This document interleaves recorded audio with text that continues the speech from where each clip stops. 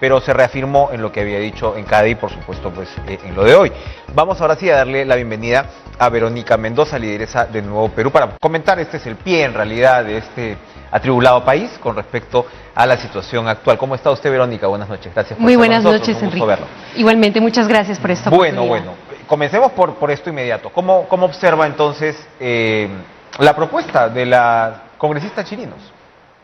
Con preocupación, porque creo que no debemos olvidar que existe lamentablemente en el país un sector político claramente antidemocrático y golpista. El mismo que luego de la segunda vuelta, tú recordarás, Enrique, tuvo al país secuestrado prácticamente hasta el 28 de julio, alegando un supuesto fraude sin ninguna prueba, como ellos mismos lo reconocieron, azuzando violencia en las calles, azuzando violencia física inclusive contra periodistas, altos funcionarios de OMPE, Jurado Nacional de Elecciones, y que desde el día 1, no desde ahora, Enrique, desde el día 1 del gobierno del presidente Castillo empezaron a hablar de vacancias. Son esos mismos sectores los que hoy nuevamente vuelven, ¿no?, a agitar este tema con mucha irresponsabilidad, porque saben perfectamente que no tienen los votos y mucho menos el respaldo del pueblo. Y sin embargo, ¿no?, están buscando allanar el camino poco a poco en el discurso, pero también en los hechos, ¿no? Esto tiene que ver con el hecho de que, por ejemplo, hace semanas atrás la mayoría parlamentaria hiciera una modificación inconstitucional a la Constitución, ¿no es cierto?, para recortar la posibilidad de que el presidente presente una cuestión de confianza y quebrar el equilibrio de poderes. Entonces, lamentablemente, hay un ánimo antidemocrático golpista de cierto sector que, por cierto, todas las fuerzas democráticas debemos rechazar categóricamente, Enrique, categóricamente. Son legítimas los cuestionamientos, las críticas al gobierno, las eventuales interpelaciones a los ministros cuando corresponda, por supuesto, pero vacancia, basta de jugar con la democracia, basta de jugar con la expectativa de un pueblo que lo único que quiere es que sus autoridades se pongan a chambear. Eso es lo que estamos pidiendo. Ahora, Juntos por el Perú participa en una contramoción, por decirlo así, de censura a la señora Chirinos con Perú Libre. ¿Es una moción de censura como integrante de la mesa directiva? Creo que es importante, Enrique, nuevamente, señalar que se trata de un sector por ahora aislado, ¿no?, y que es necesario que no solamente Juntos por el Perú, Perú Libre, sino todas las fuerzas democráticas, más allá de lo que se pueda hacer en el Parlamento, rechacemos este tipo de actitudes golpistas, ¿no es cierto? Y además, y en todo caso, la señora Chirinos, en ese orden de ideas, no debería integrar la mesa directiva. Ahora, Enrique, esto va más allá de algunas individualidades. Yo sí quiero subrayar esto, porque no creo que sea casualidad que justamente el fin de semana pasado, ¿no?, saliera el señor Hernando Soto, secundado por el señor López Aliaga, a decir que hay que vacar al presidente y de paso a la vicepresidenta, ¿no es cierto? O sea, de dos de una, ¿no?, antes de fin de año.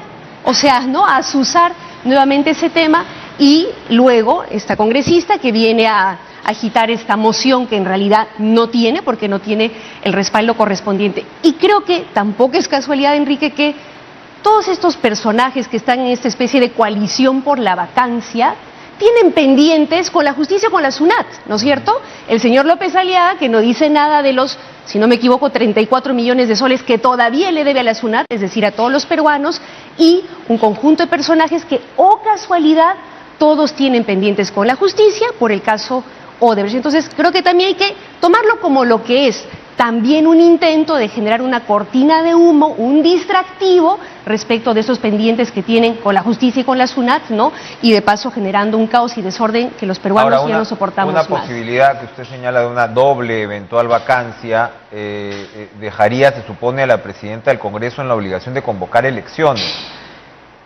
Claro, tendrías un periodo como de 9 meses, etcétera, pero ya sabemos lo que pasó con el intento del señor Merino de Lama, ¿no?, que algunas tiendas políticas quieren reivindicar también, ¿no?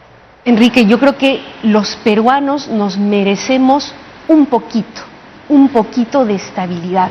Acabamos de cerrar un periodo de gobierno con 4 presidentes sucesivos, ¿no es cierto? Uno de ellos claramente golpista, como el que acabas de mencionar, que dicho sea de paso tiene que ser juzgado por ello, y, bueno, una quinta, ¿no es cierto?, si es que contamos a la señora Arauz que se puso la banda por unos minutos, pero se puso la banda finalmente, ¿no?, que parece ser el sueño, ¿no?, de la presidenta del Congreso. Espero equivocarme. Entonces, yo creo que debemos recordar que la democracia es respetar la voluntad popular, y el presidente Castillo ha sido elegido por el pueblo peruano. Dejémoslo gobernar, critiquemos lo que haya que criticar, interpelemos a los ministros que haya que interpelar, pero, Enrique, yo termino con esto, nos costó mucho recuperar la democracia luego de la dictadura fujimorista, nos costó.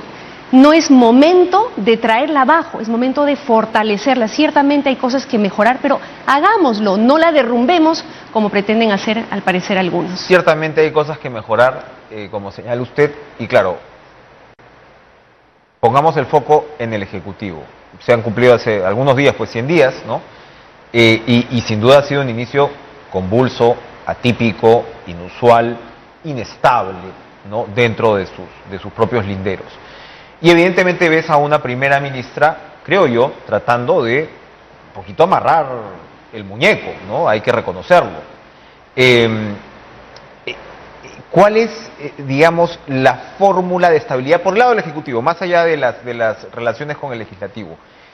¿Mirta Vázquez debería poder posicionarse como jefa del gabinete, en todo caso? Tiene todo eso su complejidad, porque siempre hay celos entre el primer ministro, o mejor dicho, entre el presidente y los primeros ministros. El señor Castillo no tiene mucha experiencia política, tiene algunos aliados que ya vemos, o ex aliados, o casi ex aliados, que vemos cuál es la línea. ¿Cómo amarrar esta situación? ¿Cómo hacerla más estable desde el Ejecutivo mismo? Enrique, si me permite, sin embargo, reconociendo, creo que es evidente que el gobierno ha tenido dificultades para convocar y cohesionar un equipo de gobierno, ¿no es cierto? Creo que es importante señalar que a pesar de eso y a pesar de la contracampaña permanente de desestabilización de parte de cierto sector de la oposición, ha habido algunos avances que creo que merecen ser resaltados. Tú has dicho, hace más o menos hace unos días atrás, ¿no?, se contaron 100 días del inicio de este gobierno, en los cuales se aceleró el proceso de vacunación. Estamos hoy, ¿no?, ya se ha cubierto cerca del 60% de la población objetivo vacunada, con nuevas estrategias como ir al encuentro de la gente para vacunarla. Se ha no solamente recuperado el nivel de crecimiento económico que teníamos antes de la pandemia, sino que se ha superado, Enrique. Las expectativas para este año son de un crecimiento económico de 12 y eventualmente 13%. El déficit fiscal en los últimos 12 meses se ha reducido prácticamente a la mitad.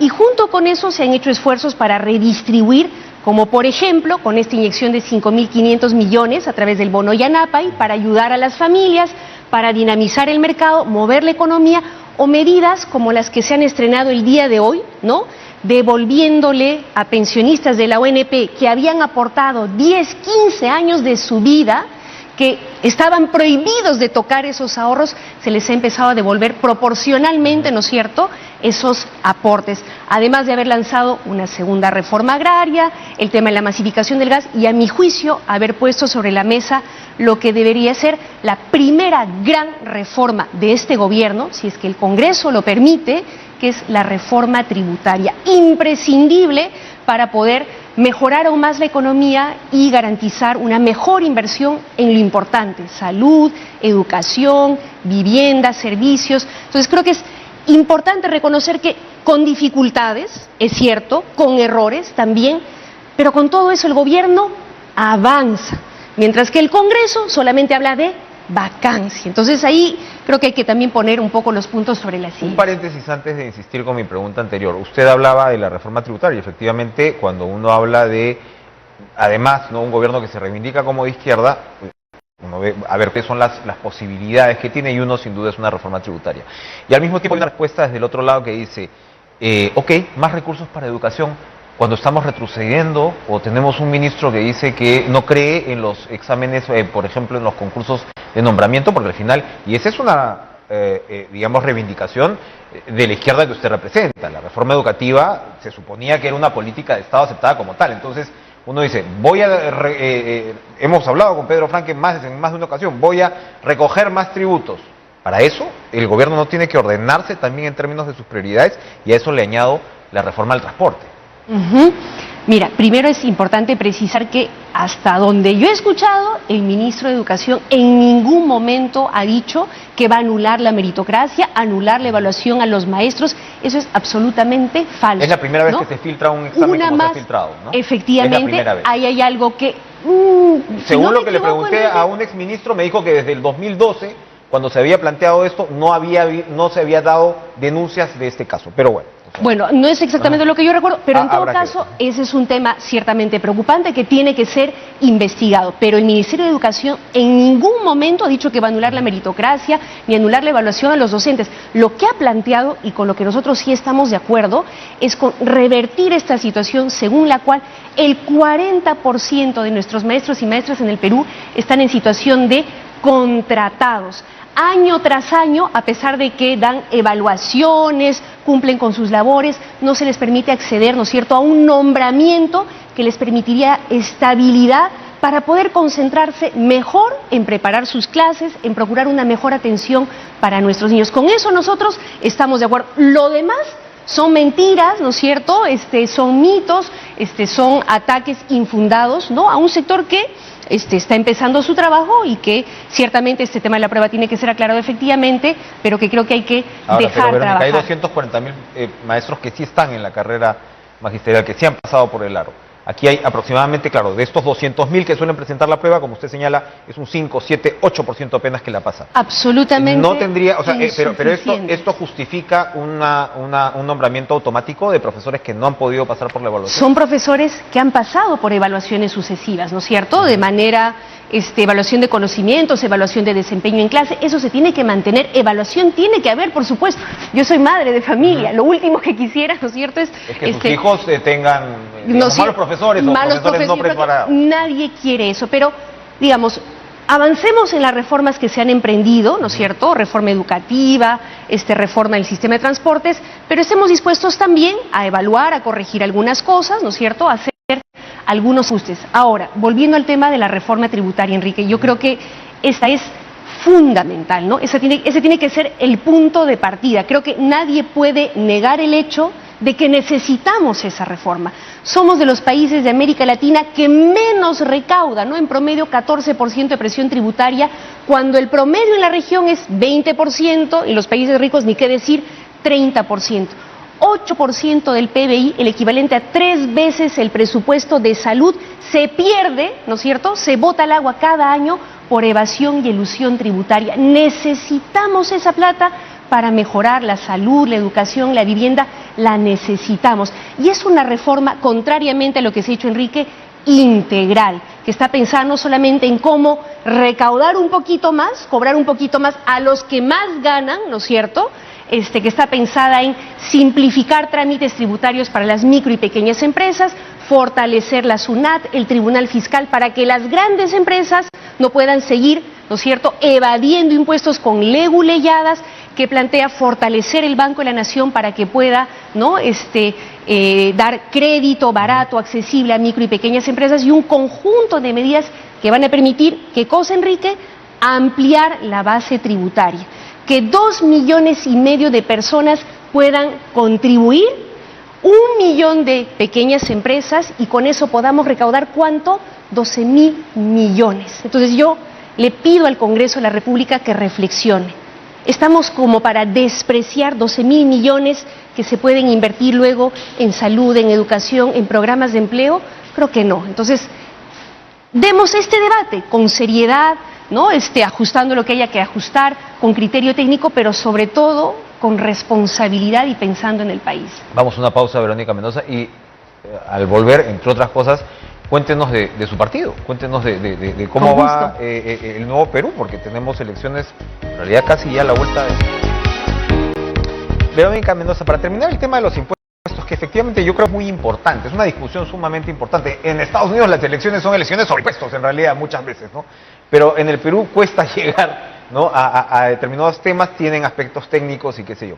Hay un criterio desde, digamos, la otra orilla gremial, etcétera, ¿no?, que dicen sí, por supuesto, ¿no?, hay que elevar la presión tributaria, pero no pueden ajustar más al formal, ¿no? Hay toda una serie de números, hablábamos con el señor Caipo hace algunos días, representante de la CONFIEP, que claro, y veía los cuadros que presentó Miguel Castilla hace algunos días precisamente ante esta comisión, y decía, claro, ya tienes una presión sobre el formal, el ciudadano de a pie, usted, yo, etcétera, ¿no?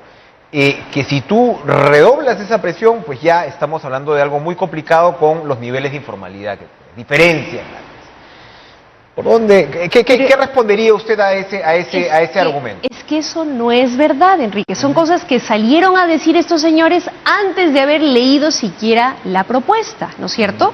Por ejemplo, se dijo que se le va a cobrar más impuestos a la clase media, tratando de espantar a la gente cuando la propuesta es muy concreta. Aquellos que ganen más de 300.000 al año, más de 25.000 soles mensuales, yo no creo que aquí nadie gane, ¿no es cierto? No, le aseguro que no. Seguro, y a la gente que me esté escuchando, no creo que haya muchos que ganen más de 25.000 soles mensuales. Si lo hacen así, bien por ellos, y creo que está bien que contribuyan un poquito más. Pero todos los que estén por debajo de eso, no se les va a cobrar un sol más. Por el contrario, por ejemplo, a quienes cobren alquileres inferiores a 2.500 soles, no van a pagar más impuesto a la renta, ¿no es cierto? Y además... Ahora hay alquileres que son más altos que sí pueden golpear a clase media, más o menos. O sea, no es porque solamente se está planteando de manera progresiva, Enrique. En todo caso, hay cositas que se pueden ajustar, pero es mentira que no se está planteando con esta propuesta ampliar la base tributaria. Hay todo un paquete que incluye simplificación de trámites tributarios para que micro y pequeñas empresas puedan formalizarse y empezar a contribuir progresivamente, ¿no es cierto?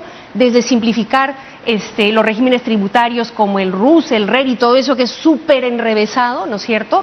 Hasta el registro automático en el RUC, en fin, un conjunto de medidas que buscan ampliar la base tributaria. Lo que se está proponiendo esta reforma es que una vez aplicada se aumente el número de contribuyentes, insisto, en 2,5 millones, ¿no es cierto? 1 millón de pequeñas empresas a las que se va a ayudar a que se puedan formalizar.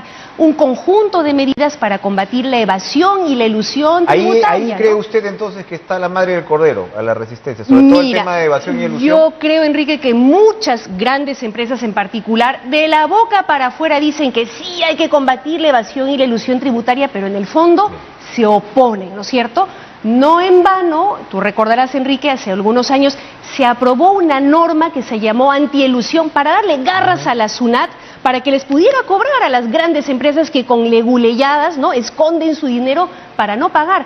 Se aprobó la norma, pero esos ministros de Economía y Finanzas, exministros que han salido ahora a decir que la reforma está mal planteada, se encargaron de encarpetarla en acuerdo con las grandes empresas que no quieren pagar más, cuando es lo que corresponde, ¿no es cierto?, que cada quien pague sus impuestos según sus posibilidades para poder sacar adelante al país. Hablando de la SUNAT, el presidente de la República debería retirar a su secretario de Yo creo que sí, Enrique, yo creo que sí, yo creo que nadie en el entorno del presidente tiene que ser, ¿no?, tiene que tener algún atisbo de duda, hay una presión ¿no?, directa en este caso SUNAT, sí, más allá de los temas de los ascensos y así es, yo espero que eso se resuelva pronto. Cuéntenos cómo va Nuevo Perú, cómo va esa inscripción, cómo va a ser las elecciones el próximo año, qué novedades trae. Te agradezco, Enrique, la pregunta, porque precisamente este fin de semana vamos a tener nuestro segundo Congreso Nacional, luego de 4 años de fundación, 5 años prácticamente desde que decidimos construir este proyecto. Hemos presentado ya al jurado nuestro expediente con más de 80 comités, 30.000 afiliados. Estamos ahora a la espera de que el jurado nos confirme, ¿no?, nuestra inscripción ya formal para poder seguir participando activamente en la vida política, para poder participar en las elecciones del 2022. Pero bueno, más allá de la formalidad, somos un partido con vida, ¿no?, que ha ido participando en estos años en medio de estas crisis políticas sucesivas, con errores y aciertos, Enrique, pero sí creo y quiero aprovechar para agradecer y felicitar a la militancia del Nuevo Perú, siempre jugándosela por la gente y por la democracia. Nunca nos hemos puesto de costado. Cada vez que ha sido necesario salir a las calles o pelear desde el Parlamento para defender la democracia, hemos estado ahí, poniendo el cuerpo, alzando nuestra voz. Cada vez que hemos tenido que denunciar corruptos y golpistas, lo hemos hecho y lo seguiremos haciendo, y ahora queremos también dedicarle parte de nuestros esfuerzos junto con apoyar al gobierno, ¿no es cierto?, y este proceso de cambio en lo que nos corresponda, también impulsar este necesario, imprescindible proceso constituyente, que no es, como dicen algunos, inconstitucional, el caos, no, es un diálogo entre fuerzas políticas, sociales, ciudadanos, para ver qué hacemos para salir de esta crisis. Porque los problemas no empezaron con este gobierno, Enrique, lo recordábamos hace un momento, 5 presidentes, ¿no es cierto?, en el periodo pasado, una vacancia, un cierre del Congreso, una pandemia que desnudó la precariedad de nuestro sistema de salud, la precariedad de nuestra economía. Necesitamos cambios de fondo y hay que empezar a dialogar sobre cómo hacerlos ahora, con participación de la gente. Pero no hay aritmética en el Congreso para plantear esa discusión, ¿o sí? No, lamentablemente me temo, este Congreso no está dispuesto a abrir ese diálogo y creo que es penoso, ¿no? Porque nada más democrático que el diálogo. Por eso nosotros creemos que lo más sano en este contexto es que sea la gente, ¿no es cierto?, organizaciones sociales, sindicales, universidades, colectivos juveniles, los que empecemos a discutir qué cambios de fondo tenemos que hacer a la Constitución, ¿no es cierto?, qué acuerdo tenemos que construir entre peruanas y peruanos para que esto funcione mejor. Porque además, Enrique, merecemos en el bicentenario de nuestra independencia una Constitución hecha en democracia, donde se escuche la voz de las mujeres, de los pueblos indígenas. Solamente un dato, Enrique. En el Congreso Constituyente del 93 participaron 7 mujeres, Enrique, de 80 constituyentes. Cuando somos la mitad de la población, creemos que, por ejemplo... Todas eran de la bancada fujimorista, me imagino, ¿o no? Seguramente, cuando... Creemos que en una futura asamblea constituyente llegará el momento en el que el pueblo pueda votar a favor de esta, puedan participar en igual proporción varones y mujeres, puedan participar los pueblos indígenas a los cuales nunca se les consultó ni una coma, ni una palabra de esas constituciones anteriores. El tema pues con la constituyente por el lado de la izquierda es que la discusión, digamos, conceptual parece haberla capturado Perú Libre con los proyectos de ley que se presentaron, y eran proyectos pues que uno dice, y en el propio diario del señor Cerrón, la idea de la Constitución que se tiene es poco potable por buena parte del resto de la sociedad. Como dicen ahora, ustedes van a tener que socializar, digamos, propuestas que puedan ser probablemente un poco más inclusivas para hablar de este tema, ¿no? Enrique, cuando hablamos de una nueva Constitución estamos hablando de un nuevo pacto social entre peruanas y peruanos. Entonces, esta no puede ser una discusión de un partido, de un colectivo, de una persona, tiene que ser un diálogo abierto, amplio, plural, una movilización en todas las regiones del país, y ese es el espíritu, en todo caso, que nos anime, lo que vamos a promover con mucho énfasis en los siguientes meses, luego de nuestro Congreso este fin de semana, la elección de una nueva comisión política, porque creemos que es importante también renovar, ¿no?, nuestras organizaciones, renovar los liderazgos para refrescarnos y seguir contribuyendo a fortalecer la democracia. Estaremos muy atentos a los resultados de este Congreso. Muchas gracias, Enrique. Gracias por estar con nosotros. Suerte en este evento del fin de semana.